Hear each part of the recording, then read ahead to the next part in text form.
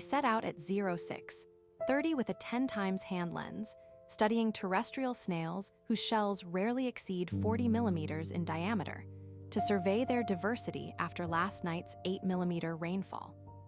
On a mossy beach trunk, I spot Sepia nemoralis, a grove snail just 22 millimeters wide, its banded shell showing polymorphism that helps quantify predation patterns in European forests. I record air temperature at 14 degrees Celsius because snail activity typically rises sharply between 10 and 18 degrees, when desiccation risk from evaporation is comparatively low. Beneath a 20-centimeter rotting log, I uncover a Roman snail, Helix pomatia, its shell about 45 millimeters across, slowly rasping decayed leaves with a radula studded with thousands of tiny teeth. I gently place this individual into a ventilated container, labeling GPS coordinates to within 5 meters, because fine-scale distribution often shifts with soil pH between about 5.5 and 7.5.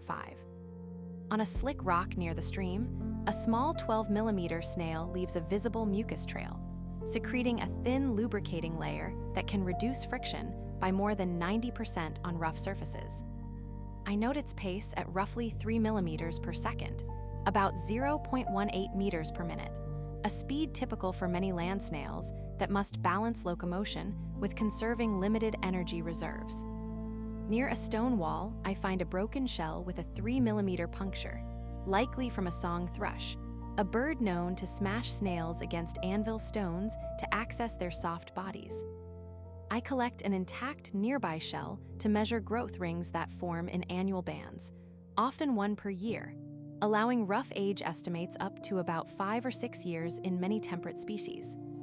Leaning close, I watch the snail's 2 upper tentacles extend about 5 millimeters, each bearing an eye that resolves only coarse shapes and brightness, yet perfectly sufficient for a slow, nocturnal lifestyle.